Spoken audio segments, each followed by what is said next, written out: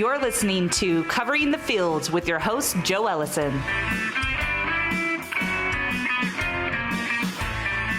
Hello, sports fans. Welcome to Covering the Field, the weekly program that analyzes all sports, handicaps them, and makes and reviews predictions. I'm your host, Joe Ellison, and today we're going to talk about football, baseball, gambling, the U.S. Open, and our You Got Hose segment. We'd like to remind you listeners to email us at coveringthefield@gmail.com. Please give us your feedback, tell us your You Got Hose stories, and listen to our fantasy football mock draft special. This week, we are broadcasting from the Blue Bowl in downtown Carson City. September 11th at Empire Ranch will be the Patriots Day Golf Tournament, benefiting the Carson Tahoe rugby team. $75 for an individual, $300 for a foursome. 8:30 shotgun start. It is a Lakeshore Premium Wines event. To sign up, call Vino, phone number 480-228-7902. The cocktails will be provided by the Blue Bowl. There will be a silent auction, a closest to the pin and longest drive contest, prizes for first through third, and a hosted cheeseburger buffet. First off this week, I'd like to introduce National Football League expert Charles O'Loughlin. How are you doing today, Charles? I'm excellent, Joe. How are you doing today? Terrific. So, Charles, the NFL regular season kicks off 2 weeks from tomorrow. It's now time to make some division predictions. Pretty exciting, isn't it, Joe? It's getting there. This week, let's cover the AFC. And let's go alphabetically and start with the AFC East. What's going to happen with Buffalo, Miami, New England, and the New York Jets? Division winners, over and under regular season wins, and who's making the playoffs? Yeah, Bills right now are looking great, Joe. Looking like a complete team, something that you can see coming together at the end of the year. You got to like Josh Allen. They got a lot of receivers. If that defensive line can step up, it's going to be really nasty out there in Buffalo. But that division also has the Dolphins and the Patriots. Great coaches. I mean, excellent coaches. Then you look at Zach Wilson. Then you take a look at Zach Wilson for the Jets. And you realize he's going to have it tough this year. It's going to be battle-tested, tried and true. We're going to see what he can do. It's going to be exciting. Well, yes, Buffalo lost in the AFC Championship game last year, and they could easily be better. New England added more than a dozen quality players to last year's squad. I've got the Bills first, Patriots second, Dolphins third, and Jets last, with Buffalo and New England making the playoffs. On the over-under wins, I like the Bills over 11 and the Patriots over 9. I definitely like the Patriots over 9, for sure. I like the Dolphins over 9. I don't see the Patriots or the Dolphins not winning 10 games this year. So, a question that I have when I look at this division is, do they put 3 teams into the playoffs? Possibly. There's that 7th team this time. I think it's between them and then the AFC North, which is our next one to talk about. I mean, how do you not put 3 teams in the playoffs there? I mean, I see 10-win teams all the way down to the Bengals can be good and win 7 this year. So, I mean, yeah, they're over under 6.5. So I'm about right on that. It's going to be crazy. So, Charles, in that AFC North, what do you see happening with Baltimore, Pittsburgh, Cleveland, and Cincinnati? Do you have predictions? I like the Browns. I think that you can still get them at 16-1 right now to win the bowl. 10.5 is nice. Vegas tells you they're going into the playoffs at minus 250 to win 1, so 2.5 to 1. Or 1 to 2.5, excuse me. So Vegas is telling you something there. Steelers are back. If Najee Harris can run that ball like he did at Bama, the Steelers are back for sure. The defense is amazing. That Ravens secondary is lights out. It's gonna be good. I see 10, like I said, 10 3-win teams easily. Well, I've got the Ravens finishing first, the Browns second. The Browns do have as many as 9 new defensive starters, so that concerns me a little bit. The Steelers will come in third, and the Bengals, of course, in last. The over-under I can't understand is Pittsburgh, 8.5. Head coach Mike Tomlin has never had a losing season. And with the 17-game regular season that we have this year, That's at least a 9-8 record. I've got Baltimore, Cleveland, and Pittsburgh all making the playoffs, and Pittsburgh over 8.5 wins. Absolutely, Joe. They're at plus 160 to make the playoffs, so I would grab them. I do think they make it into the playoffs. They're good. Ben Roethlisberger's their question, though. You know, how does he play? Well, he looked good last week, but that was just one preseason game. Absolutely. So, Charles, in the AFC South, what do you predict for Indianapolis, Tennessee, Jacksonville, and Houston? You know, it's funny, Joe. So through the first 2 weeks, I watched both weeks, you know, paid attention to roster moves. And first thing I wrote down before I watched tape this week is Texans are probably going to be the worst team in football. Good Lord, it's going to be the Dallas Cowboys, man. We'll save that for next week. But, I mean, if they played Dallas 17 times, man, they'd win. I mean, it was a crazy game. Go check it out. I do have the Texans coming in last, though, unfortunately. I think they're going to be one of the worst, if not the worst team in football. Jags are going to be right there with them. Jags are going to have it tough. You know, Trevor Lawrence is a solid quarterback, but he's what you get in the first round, you know, first draft pick. You know, you don't have a lot to put around him. So he's going to be good for a couple games, but that team still doesn't have it together. Titans and the Colts, I could see both of them making the playoffs, you know, making it a one race horse out of the AFC West. You know, I think that would be nice. So, because that's where I got a crazy pick for y'all next. Well, I'm picking the Titans in a runaway in this division and the over 9.5 wins. I think the Colts are in a little bit of trouble with quarterback Carson Wentz coming off the worst season he's had in his career, getting traded from Philadelphia where he's basically booed off the field, having foot surgery.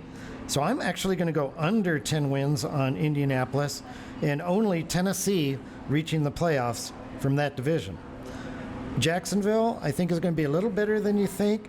They did have that loss with Travis Etienne. They should have drafted an offensive lineman, is what everybody wanted them to do. They already had Robinson as a running back, and now Etienne is gone. The missed opportunity to improve the offensive line, which seems like a big weakness. And I do agree Houston could very well be the worst team in football. And finally, what does your crystal ball tell you about the AFC West with Kansas City, Las Vegas, Denver, and the Los Angeles Chargers? Yeah, Joe, so when I look at the West, I see the Chiefs, good, competitive, Patty Mahomes. When they're healthy, they can play ball. But the Raiders can get into shootouts. The Chargers can get into shootouts. Broncos gave the job today to Teddy Two Gloves. Teddy Bridgewater, good for him. He's a good, solid quarterback. He's going to help them win games. So I see that be another beat-up division. Right now, I like the Chargers a lot. What I saw out of their defense is nasty. They got a backup quarterback in Easton Stick. I watched the kid play. I watched that game twice. The kid was so good. I mean, and it was against the Niners, too. You'd think they'd be a better coach defense, but now that Robert Saleh's gone, it's going to be tough. So, but really, I like the Chargers a lot to come out of that division. I have them over 9 wins. I think the Chiefs could easily lose a game to all 3 of their division this year. And I think when you want to turn on the tape and say, how do I beat the Kansas City Chiefs? Joe, if you're a defensive coordinator, how do you beat the Kansas City Chiefs? Well, you put pressure on Patrick Mahomes. I think the Super Bowl pretty much proved. Exactly. You keep him off the field. So you know what you do? You throw on that Super Bowl and say, hey, let's see what Todd Bowles did. And I think when you put that out on tape, it's hard to come back from. So because Todd Bowles, man, hats off to the guy. He did amazing. So I can see the Chiefs not winning it this year. I know, call me crazy. 7-1 to not win the division. So, you know, a quick 50, put your 350 in your pocket. Quick Benjamin, get you 7. You know, I mean, that's a fair little future, if you don't mind, you know, putting some your balls on the line, huh? Uh-huh.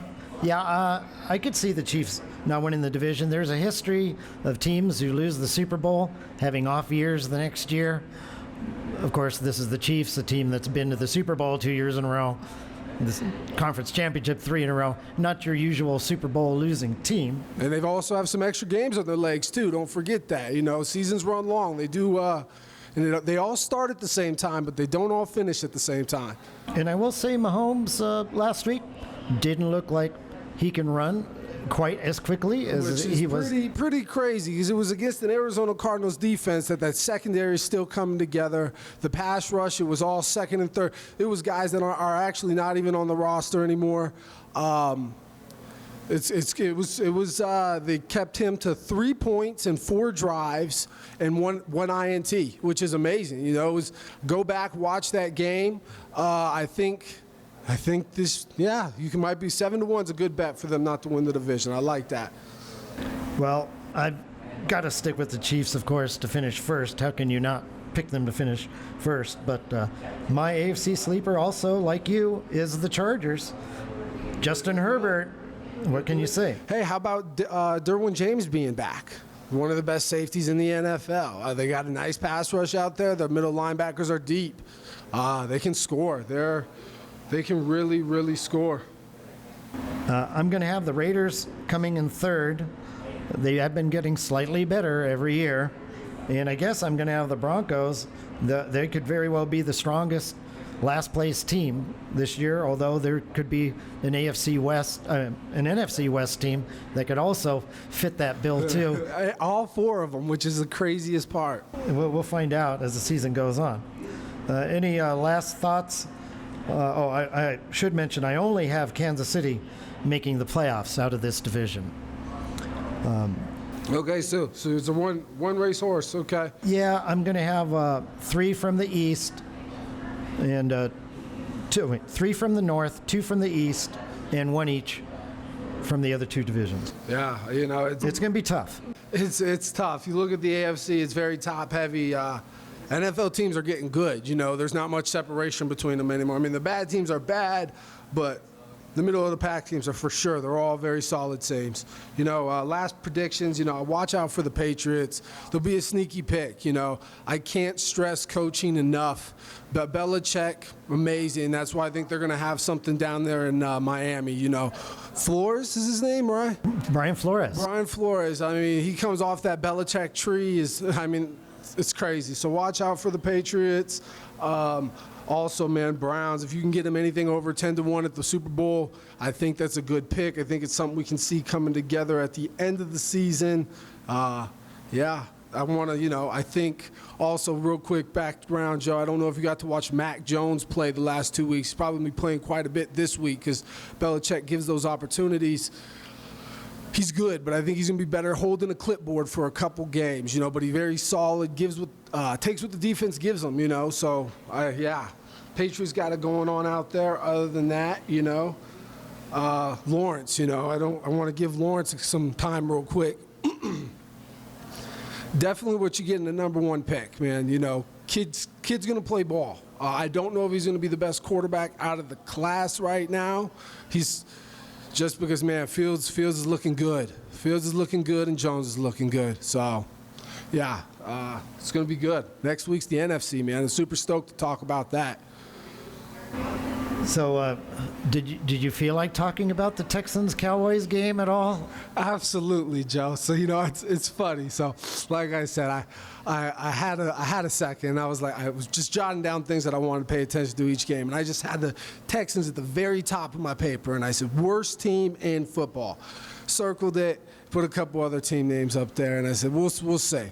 And I put on the Dallas Cowboys. I said, okay, well, you know, Dak's not playing, Zeke's out, but, you know, they still got Lamb, they still got Cooper, Gallup, all those big boys are out. They had some starting offensive linemen because I noticed the names before, like, okay, I recognize where you went to college, I've seen you. So some starting offensive linemen were out there. I said, okay, so it should be a good game. Hike, first play, 3 yards positive rush. I said, okay, you know, that's how I probably would have started the game, set the tempo. Second play, quarterback trips on his offensive lineman's foot, falls down, like not even, like almost like a splits kind of falls down, tries to get up and throws the ball, whatever. It makes you laugh, like, okay. And then third play, hike, he's looking, he's dropping back, he's looking, he's coming up into the pocket, strip sack. And I'm just like, Oh my gosh, man! These Cowboys make it so easy, man. I woke my girlfriend up. I said, "Check this out," and it was pretty. She even got a laugh out of it, Joe. So it was. Thank you, Dallas Cowboys, for the comedy. Hey, you want free comedy? Turn on a Cowboys game this year. Yeah, well, that's preseason. It's going to be a different story. It's what have you done for me lately? Well, I'm gonna. Hey, next week you get to pick on Kyler Murray because, man, 3 and outs. Come on, man. The kid's not playing good right now. You need to play, dude. One last prediction for me. I'm probably going to pick the Bills. I'm going to make it official in a couple of weeks. They're 11-1, which is even better than Cleveland. Wow, that's really nice. I take that too. That's a team I could definitely see coming together. Yes, I love the Bills. Well, thank you, Charles, for your insight. Well, quick question for you, Joe. Before we go, one last thing. Coach of the year coming out the AFC. Well, I like the Buffalo coach because I think they're going to be the number 1 seed coming out of there, but generally, the award is given to a team that's not expected to do well. Yeah. If the Chargers come up there and do really, really well, a rookie coach for the Chargers, I would probably give it to him. Yeah, true. The Chargers are going to put it together this year, I think. They're going to be nice. Okay, well, thank you, Charles, for your insight. Next week, we'll talk more about football and cover the NFC. Next up, we're going to make some NFL preseason predictions and then talk about college football with our second guest, Big Richard Martin. How are you today, Richard? I'm doing great, Joe. It's great to be here at the Blue Bull. With only 3 weeks of preseason football this year instead of the usual 4, we've already reached the final games of the exhibition season. Richard, do you have any predictions on the point spreads or totals on this week's contests? Well, as we roll into the third week of preseasons, what's the 2 things the coach wants to do and accomplish on his third game of the preseason? 1, don't have any injuries. 2, don't have any injuries. No, but the second part is evaluating the second string, the third string, and the practice squad. So as I've been looking at the preseason, I've noticed the 4 teams that I like to look at, that when they have their starting quarterbacks with competition, most of the time they play the first or second series, and we don't see none of the starters anymore. So I've been noticing that the Broncos, with their quarterback competition, they've had Teddy Bridgewater and Drew Lock, and this week they went with Teddy Bridgewater. So the last 2 weeks, the Broncos have covered that spread, and they have blown out their opponents. So I see Drew Lock, because he's got a big arm, and he's got a big attitude, and I think he's going to come out this third game, and he's playing the Los Angeles Rams. The Rams are decimated by injuries. I think that they don't even play their starters hardly at all. I think the spread opened up at 7-1, and now it's at 8.5. So the spread is moving. Everybody's seeing this. I think we take the Broncos. You can parlay them with whoever the Baltimore Orioles are playing because they're on a 19-game losing streak. You can get a nice parlay bet right there. Yeah, well, the Broncos are the biggest spread on the board, 8.5. So the odds makers are expecting them to blow them out also. Well, I've already had an amazing preseason with my predictions on covering the field. Last week, I told you listeners to take New England minus the 1.5 at Philadelphia, and the Patriots proceeded to give the Eagles a comprehensive beatdown to the tune of 35-0. Ka-ching. That brings my preseason spread record to a perfect 4-0.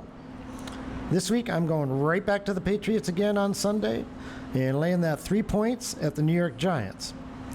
And for my second pick, did you know that the Baltimore Ravens have won 19 consecutive preseason games? That ties the record set by Green Bay and great coach Vince Lombardi from 1959 to 62. Breaking the tie should be motivation enough, so I'll give up the 4 points with Baltimore at Washington on Saturday.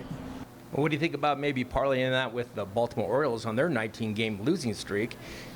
Winning's contagious, and so is losing, and I think that would be a great parlay bet. I think so too. You have any other possible selections on preseason, or you're good with those? I'm good with what we have there, Joe. I think preseason is very, very difficult to bet on, considering that you have the second and third string teams in there. As you know, last week with the Saints, they were rolling. They were winning by 18 points, and I'm sure we'll cover that game in the You Got Host section of the section. Oh, Yes, a preview. Moving on to the college ranks. The big news yesterday was the alliance being formed by the Big Ten, Pac-12, and ACC.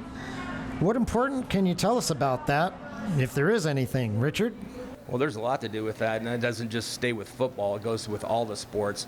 As you can see, the SEC, the big empire, the evil empire, as they call it, has aligned, and so the Pac-10, the Big Ten, and the ACC followed. So that just leaves the big boys, and they're going to have interconference games that can make yourself a better Power 5 team. So what will now happen to the Big 12? Well, the Big 12 is going to have to fall down with the MAC or the AAC or another division like that, but doesn't mean that there's still the same program. They just might not have the marquee games that they had before. Well, they're going to have some decent football teams like Iowa State. In basketball, there's Kansas and Baylor. Something's going to have to be done to keep them at the top somehow. Well, as you know, they're trying to get parity, but, the major thing is that, the guy with the gold makes all the money, the guy with the gold makes all the rules. So you see the SEC is trying to run, and you see the other teams trying to fall in alliance with that. Well, last week we talked mainly about prominent quarterbacks in college football this year. Who are some of the nation's best running backs, and can any of them contend for the Heisman Trophy? Well, as you know, in the last 20 years, there's only been 3 running backs that won the Heisman Trophy. Reggie Bush was taken away, as we said last week, and the other 2 came from Alabama. You have Derrick Henry and Mark Ingram. So, is this going to what we should do right now is go who the number 1 rusher was last year in the NCAA, and that was Bruce Hall from the Iowa State Cyclones. He rushed for 1,572 yards on 279 carries. He averaged 5.6 yards per carry. And I always like to look at their last game to see how it's going to preview for next year. And as when he played Oregon, he went for 34 carries for 136 yards and 2 touchdowns. He goes off right now at 30-1. That's a great pick. Yeah, Iowa State has 3 preseason first-team All-Americans. I don't think that's ever happened. And it looks like they have a pretty darn good team. It gives them a chance. I think they might even give your Oklahoma Sooners a run for their money this year. I could definitely see them meeting twice, once during the regular season and the second time in the conference championship game. We'll see how that goes. Okay. Do you have a long shot pick running back for Heisman Trophy? Well, before we get to the long shot pick, I want to bring up Bijan Robinson from University of Texas. Last year, he ran for 703 yards on 86 carries. That's 8.1 yards per carry for the boys in burnt orange. He also had, in his final game, he had 10 carries for 183 yards with a touchdown. I think he's going to get rolling. They're calling him down there in Texas Little Ricky. And as you know, Little Ricky did win the Heisman Trophy, so that's a good little comparison there. Okay. You didn't mention my Oklahoma guys, but that's okay. They're going to be sharing the ball, so probably not a Heisman candidate. It'll be the quarterback, Spencer Rattler, the guy we need to watch. As you know, Spencer Rattler is the favorite to win the Heisman Trophy, and he actually should. He had a great season last year, and, he's everybody's favorite to win it this year. Okay, now are you ready for a long shot running back choice? Okay, I'm going to give you a long shot stud of the week. Right now, his name's Sincere McCormick out of University of Texas, San Antonio. Last year, he was the second leading rusher in the NCAA with 1,442 yards. He is a junior coming back this year, and there's nothing to say that he can't do the same thing, maybe even being better. Right now, he's going off at 300-1 odds to win the Heisman. He doesn't have a lot of marquee games, so he won't get a lot of national attention, but he does play Illinois in week 2. So that being said, for a $5 bet, you can win $1,500 if you get the second leading rusher from last year's NCAA football. It's not bad, but coming from Texas, San Antonio, he'll probably have to rush for like 3,000 yards, I'm thinking, to win the Heisman. He is definitely the Roadrunners, that's their team name, and he's going to have to run a lot more than 1,400 yards to get the Heisman Trophy. So, Richard, last week you gave out point spread picks for this Saturday's college games. Could you please review those, and did you add any more to that list? Okay, let's go over last week's pick. The big Richard pick of the week was Nebraska covering that 7-point spread against Illinois. A lot of people are predicting that Illinois will cover that spread. They're a home team, the home dog with 7 points. That seems like a good bet. They beat them last year by 18 points. But, Scott Frost, I think he's a winner. And he also, his number one recruit was Adrian Martinez. Now, he's declined in the last 2 years, but that's because of injuries. So I think you put a dog in the corner against the fence, they're going to come out fighting. And, national college football is better when Nebraska's doing good. So let's see if Scott Frost can pull it off the 7-point favored win. And then again, I went with UCLA. UCLA to cover the Rainbow Warriors of Hawaii. Now the spread opened up at 17.5 and it's moved to 18 because you know that the Rainbow Warriors will score a couple of touchdowns. So to cover that big spread, the UCLA, we're going to have to use all 19 starters that are returning, and Dorian Thompson-Robinson, who is their star quarterback, and he's electric and exciting to watch. So I'm going to go ahead and drop that 18. I'm going to pick UCLA. And on the third one, my new pick of the week, New Mexico State is +9 over UTEP. UTEP has the 4th worst football record in the last 4 years. So they do return 18 starters, but I don't think they're very good. So if they're returning, I'm going to go ahead and take the 9 points with New Mexico State Aggies to beat but to cover the spread against UTEP. Well, a friend of the show and future guest friend Andy gave me some bets for Saturday. He picked Fresno State minus the 27.5, New Mexico State on the money line, so he agrees with you on that. San Jose State minus 23, and UCLA and Hawaii over the 68.5 point total. But I particularly like New Mexico State, and it's actually gone up to 10 points now. And I'll take those 10 points at home against UTEP in a rivalry game. And, well, if nothing else, it should be a more talented group of college players this year. Because of last season's COVID, transfers don't have to sit out a year, and super seniors have been granted an extra year of eligibility. So should be a really good draft and a lot of really good talent coming out. Absolutely. They give the kids another chance in college to mature a little bit better. I love the season's kicking off on Saturday, August 28th. You can come down here to the Blue Bull. I'm going to be here watching the game. I'm going to go ahead and watch those Cornhuskers cover that 7-point spread. And if they don't cover the spread, I'll buy you a Frost beer for Scott Frost not covering the spread here at the Bull. That's a great offer. So thank you, Richard. And we'll have you on next week to talk about college football's first big slate of games. Absolutely. We'll see you next week. Moving on to the Diamonds, we need to talk about the major leagues with our baseball expert, Ronnie McKinnon. How's it going today, Ronnie? Great, Joe. How you doing? I'm doing terrific. So, Ronnie, last week we talked about the first Field of Dreams game and the record-tying 8th no-hitter this season. Did we hit any more milestones in the last few days? Well, actually, yes. Miguel Cabrera for Detroit hit his 500th home run. There's only 28 players that have done that. He actually hit his 501 home run last night. So he's like 38 years old. He's been around a while. We only have 9 guys that have hit over 600 home runs, and actually only 3 that have hit over 700 home runs. So he's the first Venezuelan. That's true. He is also 45 hits away from 3,000.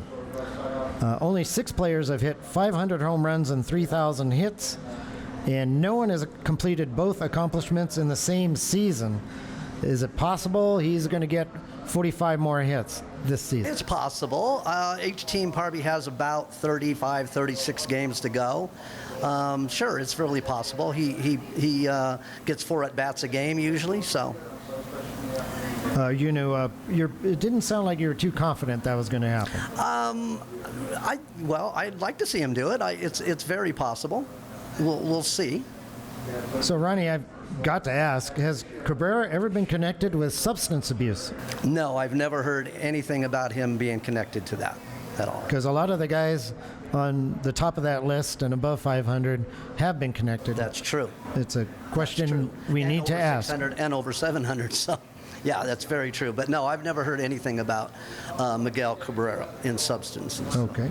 Another form of substance abuse has been in the baseball news lately, and that's involved pitchers and umpires. Can you tell us what's been going on? Well, now what's is happening as of June 21st is the umpires will initiate checking pitchers for illegal substances, and they can do that. They'll do that at least once a game. So Caleb Smith for Arizona actually, they did find out he had an illegal substance on his glove. So they get a 10-day suspension, they get fined, they don't get paid, but now he's appealed it. So. Did they find out what exactly that substance was? Did they make that? No, they didn't make that clear. They just said it was an illegal substance. There's a lot of substances they use. I have a whole long list I could go into about what they use, but the only one that's actually legal is by Major League Baseball. They actually rub the balls with this special mud before every game, like about 6 dozen balls. For the slipperiness of the ball. So, and that's the only substance that's legal to use. Well, now, Ronnie, let's move on to the pennant races. What's changed in the last week, and where do we stand? Well, the Yankees have won 11 in a row, so now they're in lead of the wild card at 2.5 games. Boston is still got a wild card possibility, and they both can still win the division. When it comes to the Central, the White Sox pretty much got that wrapped up. The West, Houston is still in the lead. Oakland's a couple games behind, and Seattle's only 3 behind in the wild card. They also both are only 4.5 and 5.5 respectively for the division. When it comes to the National League, Atlanta's opened up a lead now of 4.5 and 6.5 over Philadelphia and the Mets. And actually, Philadelphia and the Mets are now 5 and 7 respectively from the wild card. In the Central, the Brewers have pretty much probably got that one wrapped up. Division-wise, Cincinnati has actually got a wild card now. St. Louis is only 4.5 back. San Diego now has dropped. They've had some rough times. They're now but they're only a game from the wild card. They're way out of the division now. The Dodgers obviously have the wild card, and they're going for the division. They're only 2.5 back of the Giants, and there's still like 35 or 36 games to go. So. Well, yeah, we've been watching that Giants-Dodgers battle from the very beginning of the season. It's going to go right down to the wire. Right, and they still, they actually only play each other 3 more times, but both of them will play the Padres several times. And the Padres are still a good team, even though they're going through a rough time. So. Well, you know, they had a chance to pick up a pitcher at the trade deadline, and there isn't going to be another trade deadline like we've had in the past at the end of this month, August. And now I think they're paying for it, and even the pitching coach just got fired. That's true, he did. And I don't think, it's always fair to blame. They just weren't able to, get a trade. They wanted Scherzer, and the Dodgers ended up getting him. But they've had injuries, and just like most teams have. But they're still a quality team, and they've still got a good shot at the wild card. So, betting-wise, who should we be betting on and against right now? Well, I think everybody's heard that Baltimore's lost 19 in a row, and tonight they're facing the Angels and Ohtani, so it very well could be 20. I'm kind of looking at an over of 10.5 with Minnesota at Boston. Okay, that's kind of what I'm going with. Yeah, not only the Orioles lost 19 in a row, they've been outscored, from what I saw, 163 to 55. All of the games they've lost by 2 or more. Yeah, it's pretty sad. I mean, they're still professionals or a professional team. Arizona is not doing well either, but Baltimore is really has really been the story, and it's kind of, it's sad. It's you feel for it. They're going to win some games. They'll still win some games, but it's pretty rough. Yeah, but we wouldn't bet on it though. Well, I'll bet that they will still win some games. Yeah, but you're going to have to pick the day when it happens. That's right. Good luck with that. That's right. Okay. How is Chris Bassett doing? He's been in the news lately. Yeah, well, that was about a week ago yesterday. The Oakland pitcher that got hit in the face, and it was like 100.1 miles an hour line drive off the bat of Brian Goodwin from the White Sox. So he's gone through facial surgery, and it's successful. And he luckily it didn't affect his eyes, but it was. It was pretty rough there to see that, and but he's doing well now. And hear it too. Oh yeah, totally, yeah. Scary. That's 100.1 exactly miles per hour coming back from the batter to the pitcher, and what's the amount? 61 feet now, or 60 feet 6 inches, and by the time you get done throwing, you're even closer. Probably 56, 57 feet away. So yeah, it's pretty scary. Well, he plays for my A's. Are we going to see him again at the end of the year, you think? He's having a really good year also, so I hope we do, but we'll see. I mean, he's got 12 wins. He's got a 3.22 ERA. He's been a quality pitcher for the A's. So, obviously we're wishing him well to get better and also to get back out there. Well, our last subject, Ronnie, I know what a big baseball fan you are. How has the Little League World Series been going? Yeah, it's pretty cool. It won't end until Sunday, and it's a double elimination. There's a kid, Eli Jones, from Washington State, who pitched a no-hitter, which is pretty cool. There hasn't been one since 2015 by a single pitcher. There's been a few where there's been multiple pitchers in the game through the 6 innings to throw the no-hitter. So that's pretty cool stuff. There's also this young lady, Ella Bruning, if I say that right. She's a catcher for Texas, and she's really good. And actually in the game, she also went 2 for 2 and got an RBI and a stolen base and scored a run. So that's pretty cool. And of course, they had a major league game with what was it, Cleveland and the Angels, and they are going to do that next year also. It'll be Boston and Baltimore. So they're kind of following in the Field of Dreams thing, where they're going to have a major league game there, and so that's pretty good stuff. And no, you can't bet on the Little League World Series, but you can wager on the Reno Aces, so you can go to a game and root for your bet. I guess the Aces are doing well this year. They are. Right now, they're like in first place by 4 games. It's a 142-game season. There's still about 46 games to go.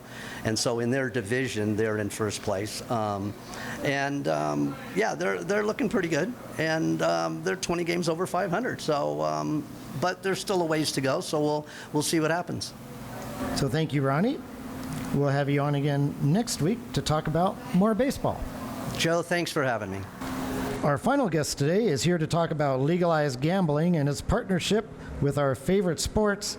Here is Gator Gates. How are you doing, Gator? Oh, I'm great, Joe. Thank you. So, Gator, I was watching the football game last Monday. Plain as day, I see New Orleans Stadium is now called the Caesars Superdome.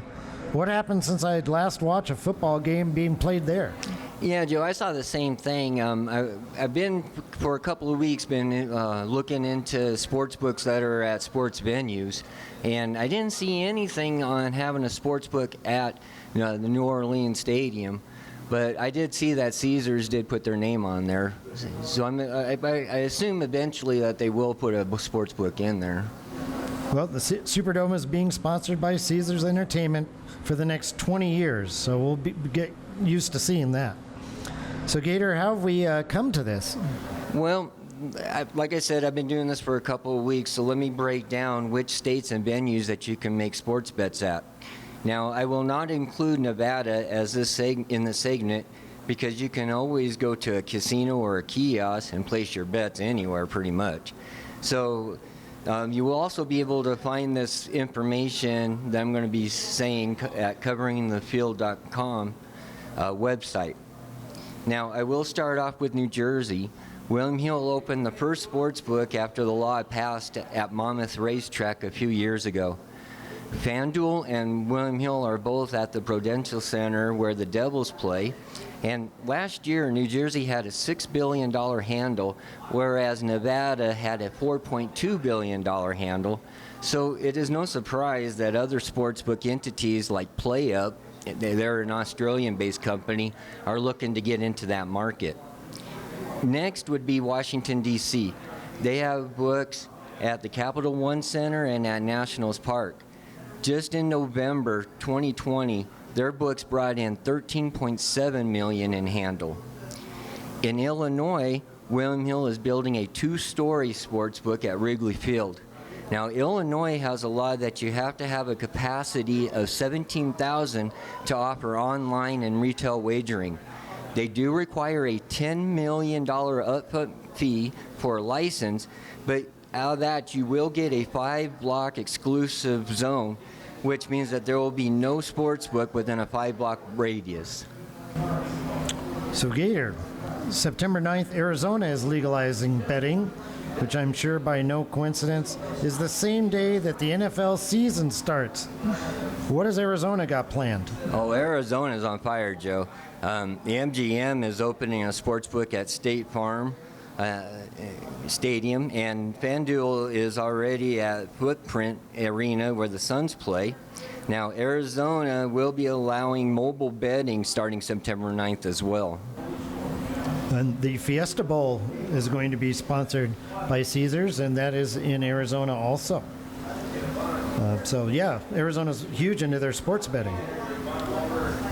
So are there other states on their way to having sports gambling? Oh yeah, Joe. The other states that are well on their way right now include Indianapolis. The Pacers and the Colts have both signed multi-year contracts with big-name sports books. Pennsylvania has Fox Bet at Lincoln Financial Field, where the Eagles play, and PPG Paints Arena, where the Steelers play, will be putting in a betting lounge for their customers. Colorado has a William Hill sports book in a town called Blackhawk, which is a lot like Virginia City, but the Broncos are looking to get a sports book at Mile High Stadium. Now, from January to June, $73.2 million was placed on hockey, whereas basketball brought in $530 million in the same time frame. Colorado is one of the only states that keeps track of hockey bets. Now, Joe, this next part's a little funny to me because when the books were trying to get the law passed, the NFL was putting up the most resistance over the 6 years that it took to pass. There are several teams like the Broncos that would like to have sports books in their stadium as well. Now, these teams include Cowboys and Texans in Texas, the Panthers in North Carolina, Seahawks in Washington State, the Dolphins, Jaguars, and Buccaneers in Florida, and the Bills in New York, and the Vikings in Minnesota. And again, you will be able to find all this information at coveringthefield.com website. Well, when the NFL allowed the Raiders to move to Las Vegas, it was clear the league was more than okay with gambling, didn't care what anybody else thought about it. Of course, the NHL's Golden Knights were already established. But now this year, the NFL went all out. They formed a multi-year partnership with Caesars Entertainment, DraftKings, and FanDuel, making them the NFL's quote-unquote official betting partners. Billions of dollars a week are bet on sports, and the business is only getting bigger. Thank you, Gator, for your information, and we'll have you on again next week to talk about gambling in the NFL. Oh, I'm looking forward to it, Joe. Thank you so much. And before we do our You Got Hosed segment, I must make a couple predictions on our great nation's major tennis tournament, the U.S. Open, which begins Monday. Novak Djokovic is attempting to complete the calendar year Grand Slam and break the deadlock of 20 majors he shares with Roger Federer and Rafael Nadal. Federer and Nadal and last year's champion Dominic Thiem have all pulled out due to injury, leaving only a few serious contenders. Djokovic is the favorite and my pick to win it. And on the women's side, Naomi Osaka has won all 4 of her Grand Slams on hard courts, including 2 U.S. Opens. It appears she has overcome her mental issues, so she is my pick. So yes, ladies and gentlemen, it's that time for the moments we've all been waiting for. The stories that make us furious about bets that appeared surely to be winners, but in the end, something went horribly wrong and they ended up being losers. It's a segment we affectionately call You Got Hosed. You got hosed. So Gator, do you have a You Got Hosed story this week? Yeah, Joe, the one that I came up with was on Tuesday in Tokyo. The opening ceremonies for the Paralympic Games took place, and during the Parade of Nations, the Afghan flag was carried by a volunteer. This was due to none of the athletes attending because of the situation in their homeland. So in my eyes this week, the Afghan paraplegic delegation are the ones that got hosed. Thank you. Gator? Thank you, Joe. So Richard, do you have a You Got Hosed story this week? Well, absolutely. I took the San Francisco 49ers this week. I was laying the 5 against the Chargers in the preseason game, and everything was looking great. They were going up and down the field. We have Garoppolo throws a tip interception as he's getting ready to go into the end zone. The other side, Trey Lawrence throws a tip interception. So I had the 8. I'm down by 2. All of a sudden, it's a pick 6 in the third quarter in the end zone. I'm doing the victory dance, running up around in my house. My dogs are howling. Me and my cuz, Pistol Pete, are just all excited. And all of a sudden, the big zebra raises his ugly head, throws the yellow flag, gets a offensive lineman, not even near the play for pushing the back or something, and I got hosed. I didn't get the money. Well, luckily for me, I had the other side on that one. I did not get hosed. I got very lucky. But for me, it was last Monday night. I bet 2 separate tickets, one with New Orleans -4 and the other with the under 40 points total. At the end of 3 quarters, the Saints are up 23-3. Easy money, right? So I turn on my HD antenna, flip the channel to Jeopardy, MASH, Quantum Bleep, because it's the preseason. I've got my bets in the bag. When I flip back to the game, I see somehow Jacksonville outscored the Saints 18-0 in the fourth quarter, including a 2-point conversion, to make the final score 23-21. I don't know how it happened. I don't want to know how it happened. What I do know is not once, but twice in the same game, I got hosed. Well, Joe, looks like both of us got hosed in this section. I just want to give a shout out, Joe. This is great having us here at the Blue Bull.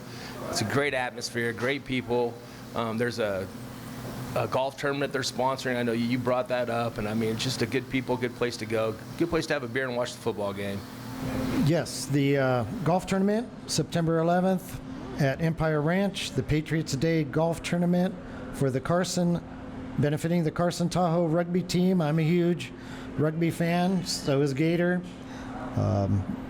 $75 an individual, $300 a foursome, 8:30 shotgun start. The Lakeshore Premium Wines event. Call Vino 480-228-7902. Cocktails will be provided by the Blue Bull. There will be a silent auction, closest to the pin and longest drive contests, prizes for first through third, and a hosted cheeseburger buffet. So that's it for this week. I'd like to thank my guests Charles O'Laughlin, Big Richard Martin, Ronnie McKinnon, and Gator Gates, our producer, our engineer, our editor, and everyone for listening. We'd like you to listen to our fantasy football mock draft special. And in a couple of weeks, we will be launching our Covering the Field website. We'd like to remind you listeners to email us at coveringthefield@gmail.com. Give us your feedback, your You Got Hosed moments, and any other comments you'd like to give us. We'd like to again thank the Blue Bowl in downtown Carson City.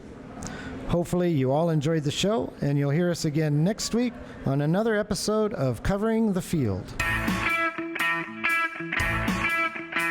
You've been listening to Covering the Field, a CM World Services and LaSage production.